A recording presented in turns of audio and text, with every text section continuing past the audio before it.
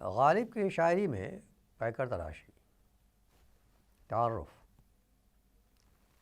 انسان کا ذہن وہ آذر ہے جو کبھی کائنات فطرت میں رونما ہونے والے واقعات و واردات کی صورتوں، پیکروں اور تصویروں کو اپنے اندر اتارتا اور کبھی فطرت کے بے معنی طمار کو کاٹ چھانٹ کر اپنے ذوق کے مطابق اور اپنے تخیل کی مدد سے نئے نئے مناظر خلق کرتا رہتا ہے۔ پہلی صورت میں اس کی کارکردگی نقال جیسی اور دوسری صورت میں فنکار جیسی ہوتی ہے، کیونکہ کسی واقعے کی ہو بہو صورت گری کیونکہ کسی واقعے کی ہو بہو صورت گری یا تصویر کشی نقالی ہے، جبکہ موجود واقعہ کو بروئے کار لاتے ہوئے غیر موجود واقعے کی تخلیق فنکاری ہے، اور ادبی و فنی اصطلاح میں پیکر تراشی یہی فنکاری ہے۔ ادبی اور فنی زاویے سے دیکھا جائے تو غالب کی شاعری میں جہات کی کثرت نظر آتی ہے، اور اسی کثرت جہات میں ایک جہت پیکر تراشی بھی ہے، اور اس میں بھی ان کی جدت افکار اور ندرت خیال کے ساتھ ساتھ فنی حسن کاری کے مظاہر منظر بمنظر ابھرتے رہتے ہیں۔ اس سلسلے میں تفصیلی گفتگو سے پہلے پیکر تراشی کے معنوی حدود اور فنی اصطلاحی مفہوم کو سمجھ لینا ضروری ہے۔ پیکر کسی واقعے، خیال یا تصور کی نقل، پرچھائیں یا عکس کو کہتے ہیں، یا تحریر و تقریر کے ذریعے ذہن پر کسی شے کا نقش اتارنے کو پیکر کہا جاتا ہے۔ آکسفورڈ انگلش ڈکشنری کے مطابق پیکر وہ شے ہے جو کسی دوسری شے کا تصور کرائے۔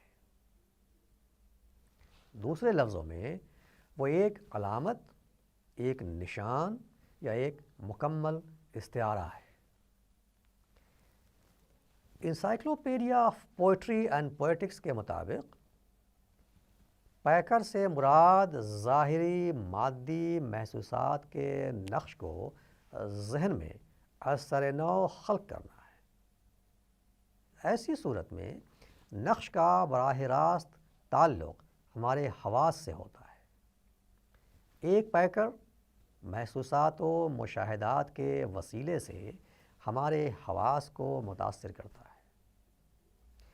نتیجے میں ہم ان محسوسات و مشاہدات کے نقوش ذہن میں ان نقوش کو قائم کرنے کے لیے ہم زبان سے کام لیتے ہیں، چنانچہ زبان کے الفاظ و بیانات انہی محسوسات پر مبنی ہوتے ہیں۔ ایسی صورت میں نقش کا براہ راست تعلق ہمارے حواس سے ہوتا ہے۔ ایک پیکر محسوسات و مشاہدات کے وسیلے سے ہمارے حواس کو متاثر کرتا ہے۔ نتیجے میں ہم ان محسوسات و مشاہدات کے نقوش اپنے ذہن میں قائم کرتے ہیں۔ ذہن میں ان نقوش کو قائم کرنے کے لیے ہم زبان سے کام لیتے ہیں، چنانچہ زبان کے الفاظ و بیانات انہی محسوسات پر مبنی ہوتے ہیں۔ غالب کے ایسے الفاظ و بیانات میں جدت و ندرت جو نظر آتی ہے اور جس کی وجہ سے وہ منفرد و ممتاز نظر آتے ہیں، وہ وضع علامات اور تشبیہات و استعارات اور تراکیب ہیں۔ موڈول کا مقصد: غالب کی شاعری میں پیکر تراشی ایک اہم جہت ہے۔ یوں تو کسی شعر میں جو مفہوم یا مضمون ادا ہوتا ہے وہ شعر کسی واقعہ، کسی خیال یا کسی تصور کا پیکر ہی ہوتا ہے، لیکن یہ مختلف لفظی پیکروں کی تشکیل اور ترتیب و تنظیم سے بنتا ہے۔ اس کے لیے ان پیکروں کی تشکیل و ترتیب و تنظیم میں فنی سلیقہ شعاری اور ہنرمندی کی شدید ضرورت ہوتی ہے۔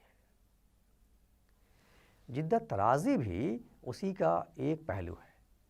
اس مجموعی فنی کاوش سے جو قبا بنتی ہے وہ گداز بدن بتان فکر پر ڈھیلی ڈھالی نہیں ہوتی، بالکل چست یعنی فٹ بیٹھتی ہے۔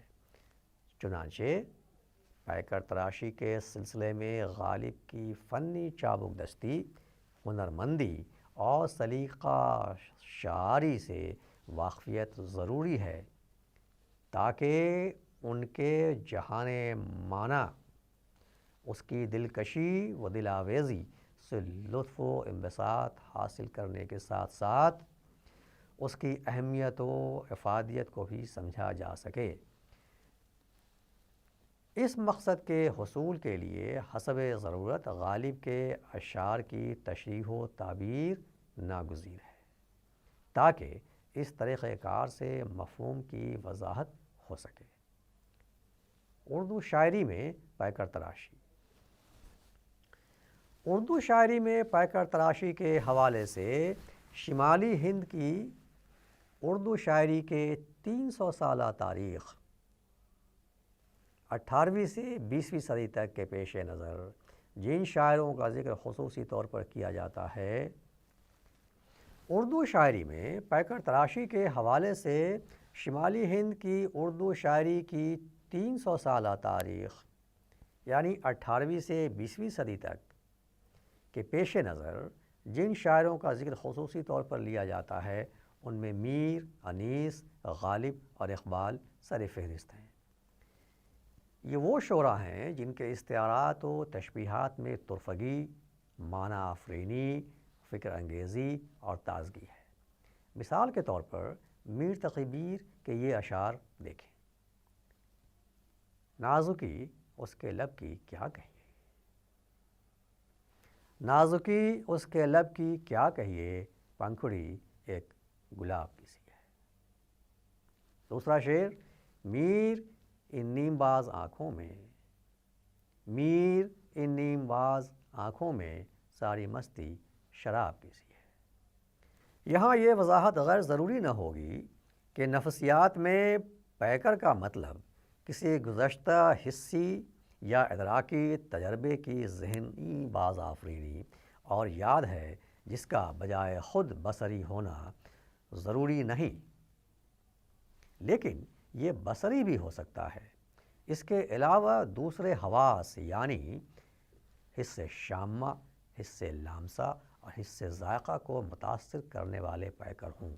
یہ سبھی پیکر جس حس کو متاثر کرتے ہیں اسی کے مطابق ان کی درجہ بندی کی جا سکتی ہے۔ میر کے محلا بالا اشعار میں پہلے شعر کو سامنے رکھیں تو لب، گلاب اور پنکھڑی سے بصری حس متاثر ہوتی ہے، اس لیے انہیں بصری پیکروں میں شمار کیا جا سکتا ہے۔ اسی طرح دوسرے شعر میں شراب کے نشے سے بوجھل پلکوں کی وجہ سے جو آنکھیں نیم واہ یا نیم باز یعنی ادھ کھلی دکھائی دیتی ہیں، ویسی ہی آنکھوں کی صورت و کیفیت پہلے مصرعے میں ظاہر کی گئی ہے، یعنی یہاں بھی تشبیہ سے پیکر تراشی کا کام لیا گیا ہے۔ پیکر کی ایک خصوصیت یہ ہے کہ لفظوں کے ذریعے بھی منظروں کی بھرپور عکاسی ہو سکتی ہے، اور ضروری نہیں کہ ایسے لفظوں میں شعری عنصر اور شعریت بھی ہو، یعنی سیدھے سادے لفظوں کے ذریعے بھی یہ کارنامہ انجام پذیر ہو سکتا ہے۔ میر انیس کا یہ شعر دیکھیں، انبار تن و سر کے سراسر تھے زمیں پر، انبار تن و سر کے سراسر تھے زمیں پر، تن تھے کسی جا اور کہیں سر تھے زمیں پر۔ اس شعر کے دونوں مصروں میں ذکر تن و سر ہی کا ہے، یعنی بات ایک ہی ہے، اور بظاہر یہ ایک عیب بھی ہے کہ دونوں مصروں میں قافیہ سر ہی ہے، لیکن اس عیب کا احساس بھی نہیں ہوتا، کیونکہ دونوں مصروں میں تن و سر کی نشست بدلی ہوئی ہے، اور نشست کی اسی تبدیلی نے دہشت ناک منظر کے اثر میں اضافہ کر دیا ہے۔ تن تھے کسی جا اور کہیں سر تھے زمیں پر، یعنی پہلے سر تن سے اڑا، پھر تن کچھ دور جا کر گرا۔ انیسی کا ایک اور شعر دیکھیں، گرمی کا سما بیان کیا گیا ہے۔ گرمی سے مضطرب تھا زمانہ زمین پر، گرمی سے مضطرب تھا زمانہ، گرمی سے مضطرب تھا زمانہ، زمین پر بھن جاتا تھا جو گرتا تھا دانہ زمین پر۔ یا ماہی جو سیخ موج تک آئی کباب تھی، ماہی جو سیخ موج تک آئی کباب تھی۔ یہ مبالغہ ہے یا غلو، جھوٹ ہے یا سفید جھوٹ، کچھ بھی ہو، لیکن یہ اشعار انسانی احساسات و جذبات کو اس طرح چھوتے اور متاثر کرتے ہیں کہ ان پر ہزاروں سچائیاں قربان کی جا سکتی ہیں۔ یہ تخیل کا کمال ہے کہ ایسا منظر تراشتا ہے، اور منظر کا یہ کمال ہے کہ آنکھوں کے راستے سے دل میں اتر جاتا ہے اور ایک ایسی لہر پیدا کرتا ہے جس کی آنچ سے احساسات جھلسنے لگتے ہیں۔ اقبال نے بھی اپنی شاعری میں ایسے ایسے پیکروں اور منظروں کی تشکیل کی ہے جو حواس کو ہی شدید طور پر متاثر نہیں کرتے، وجدان یعنی چھٹی حس کو بھی بیدار کر دیتے ہیں۔ ان کی منظری شاعری میں پیکروں اور منظروں کی تمثیل کا کارنامہ بہت ہی نمایاں ہے، لیکن منظر سازی اور پیکر تراشی دوسرے بڑے شاعروں کی طرح مقصود بالذات نہیں۔ وہ فطری پیش منظر پر اپنے ذہنی اور فکری پس منظر کا عکس ابھارتے ہیں۔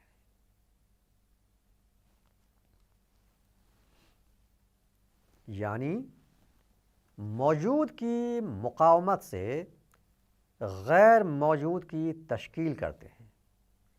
یہی وجہ ہے کہ انہیں منظر نگار نہیں، منظر ساز یا منظر طراز کہنا زیادہ مناسب ہے۔ اقبال کی منظری شاعری میں ہمالہ کو اس لیے بھی امتیاز حاصل ہے کہ بلحاظ ترتیب یہ بانگ درا کی پہلی نظم ہے۔ یہ کائنات فطرت کا ایک حصی پیش منظر ہے جس سے غیر ضروری تفصیلوں کو کاٹ چھانٹ کے اقبال اس میں اپنے ذہنی اور فکری پس منظر سے ربط پیدا کر کے ایک تخلیقی کارنامہ انجام دیتے ہیں۔ امتحان دیدہ ظاہر میں کوہستاں ہے تو، امتحان دیدہ ظاہر میں کوہستاں ہے تو، پاسباں اپنا ہے تو، دیوار ہندوستاں ہے تو۔ مطلع اول فلک جس کا ہو وہ دیواں ہے تو، مطلع اول فلک جس کا ہو وہ دیواں ہے تو، سوئے خلوت گاہ دل دامن کشے انساں ہے تو۔ برف نے باندھی ہے دستار فضیلت تیرے سر، برف نے باندھی ہے دستار فضیلت تیرے سر، خندزن ہے جو کلاه مہر عالم تاب پر۔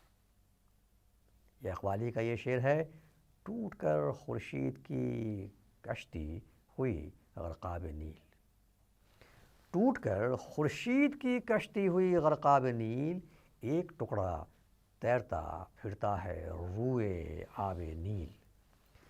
غالب کی شاعری میں پیکر تلاشی اسی طرح کی جدت افکار اور ندرت خیال سے مرتب، مزین اور آراستہ ہوئی ہے۔ اس لحاظ سے بھی وہ اقبال کے پیش رو ہیں۔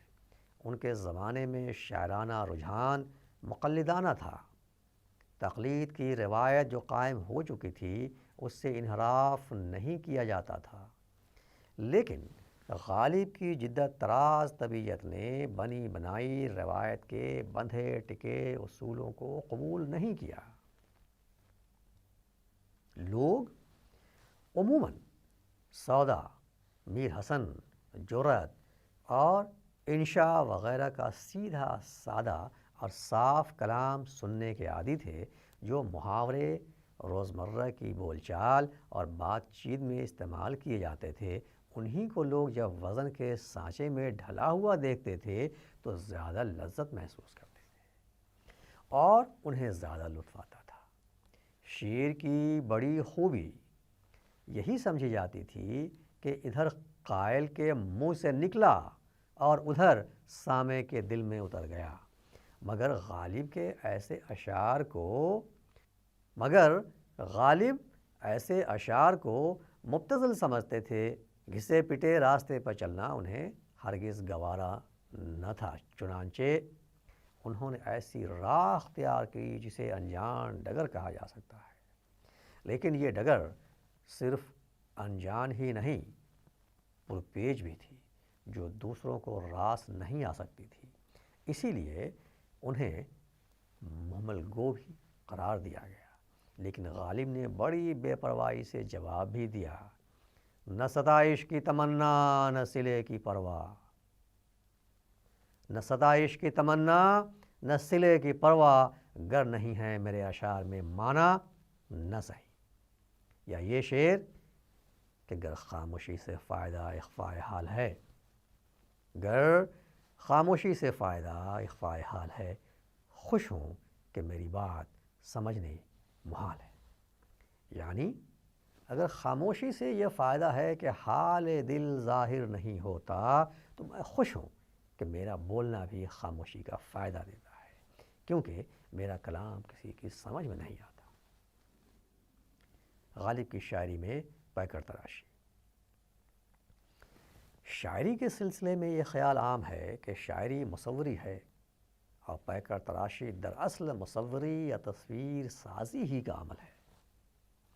اس زاویہ نظر سے دیکھیں تو دیوان غالب اپنی مثال آپ ہے۔ کئی اہم مصوروں نے غالب کے اشعار کو صفحہ کرتاس پر منتقل کیا ہے، لیکن شعر کو تصویر پر اس لیے ترجیح حاصل ہے کہ تصویر ساکن اور شعر متحرک ہوتا ہے۔ تصویر اپنے قائم کردہ انداز کو نہیں بدل سکتی، شعر ایک کیفیت کی مختلف حرکات کو ظاہر کرنے کی قدرت رکھتا ہے۔ تصویر عرصہ حیات پر ایک نقطہ ہے، شعر ایک دائرہ ہے۔ یہ شعر دیکھیے، جبکہ تجھ بن نہیں کوئی موجود، پھر یہ ہنگامہ اے خدا کیا ہے؟ جبکہ تجھ بن نہیں کوئی موجود، پھر یہ ہنگامہ اے خدا کیا ہے؟ اس میں بظاہر سوال یہ ہے کہ اے خدا، وجود تو صرف تیرا ہی ہے اور تیرے سوا کوئی موجود نہیں، تو یہ کائنات، اس کے مظاہر و موجودات اور اس کے ہنگامے کیا ہیں؟ اسی سوال میں جواب بھی پوشیدہ ہے، یعنی دہر جز جلوے یکتائے معشوق نہیں، دہر جز جلوے یکتائے معشوق نہیں، ہم کہاں ہوتے اگر حسن نہ ہوتا خود بھی۔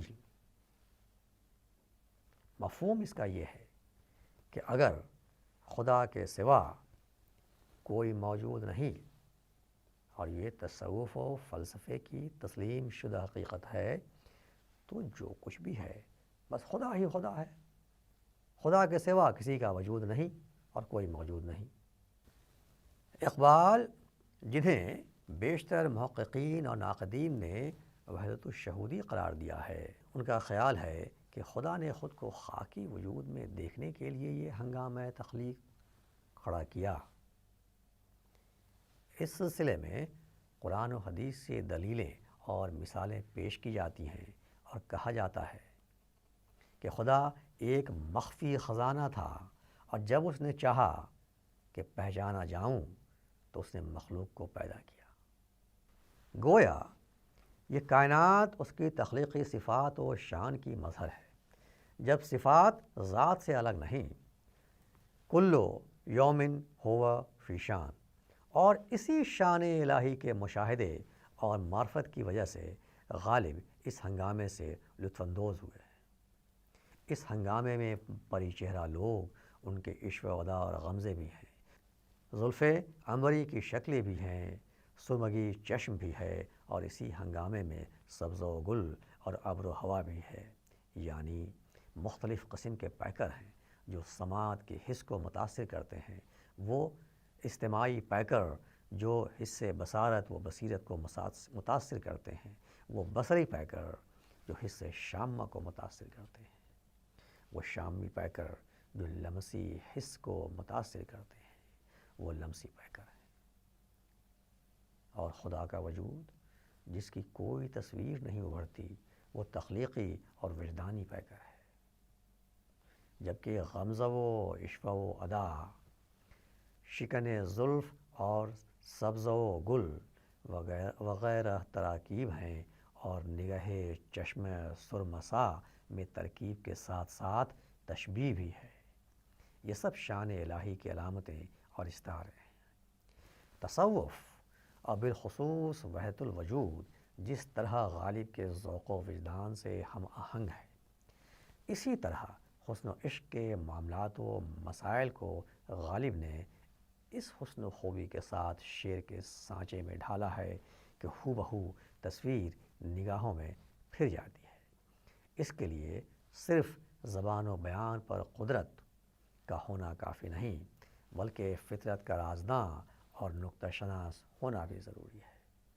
لیکن وجود کے سلسلے میں ان کی جو بنیادی فکر ہے وہ وحد الوجودی نظریے سے غیر متعلق نہیں ہے۔ لطف کی بات یہ ہے کہ جدید ترین حکمت و فلسفہ کے کچھ دھندلے اور مبہم سے نقوش وحدت الوجودی تصورات و افکار میں ملتے ہیں۔ موجودہ زمانے کی سب سے بڑی اور اہم تخلیق مسئلہ ارتقاء ہے، اور حلقہ اسلام کے حکماء اور صوفیہ کی کتابوں میں بھی اسی کے آثار پائے جاتے ہیں، لیکن واقعات کے لحاظ سے اس کا فخر عصر جدید کو حاصل ہے۔ ڈارون اور غالب ہم عصر ہیں، وہ دونوں کو ایک دوسرے کا علم نہ تھا، لیکن شاید یہ موسم فکر کی تازہ ہوا تھی جو دونوں کے ذہن میں کھڑکیوں سے ہو کر گزری۔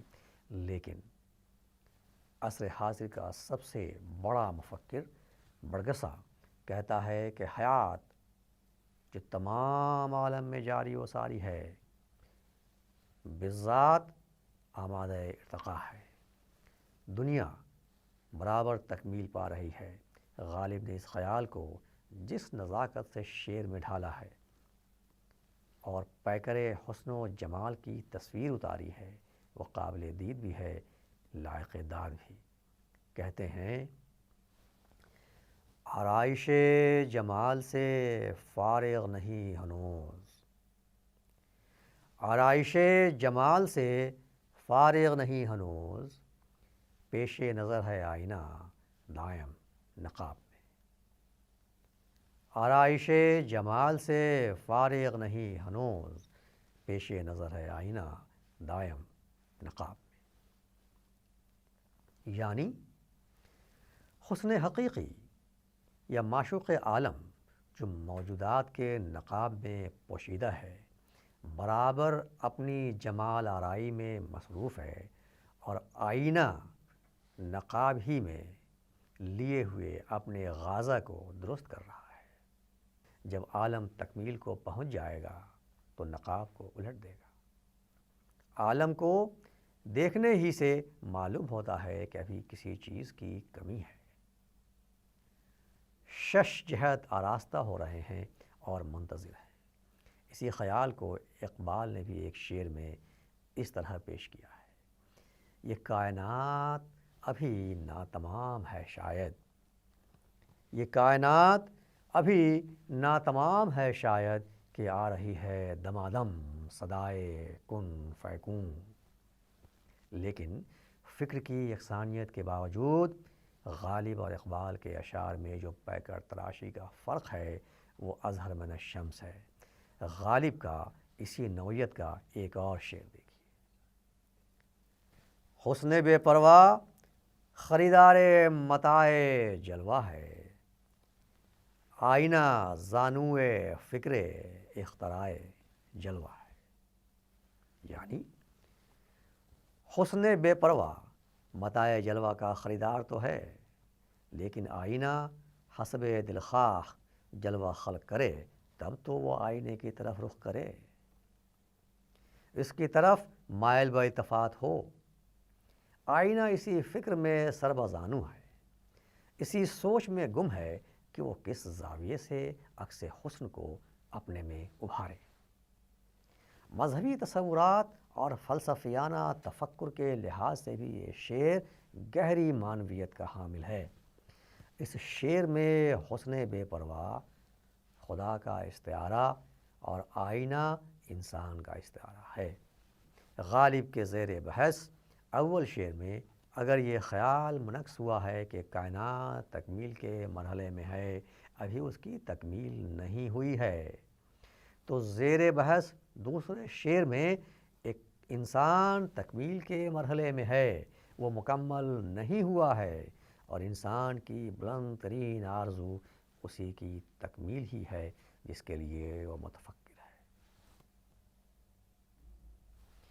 اور اس کی یہی تکمیل کی آرزو اسے سرگرم اور متحرک رکھے ہوئے ہے۔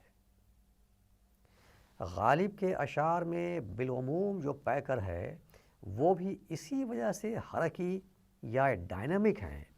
گویا تکمیل کے انتظار نے کائنات کے ہر انسانی اور غیر انسانی مظہر کے دل میں اضطراب کی کیفیت پیدا کر دی ہے، اور یہی اضطراب اس میں مسلسل حرکت پیدا کر رہا ہے۔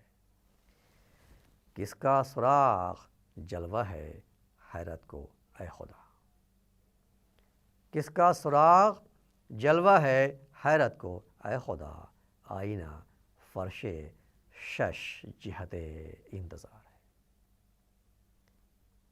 تکمیل حیات کے بعد ہر قیدی زندان کے خمیازے سے آزاد ہو جائے گا، لیکن جب تک اس قید با مشقت سے آزاد نہیں ہوتا محو انتظار ہے۔ نقش فریادی ہے کس کی شوخی تحریر کا، کاغذی ہے پیرہن ہر پیکر تصویر کا۔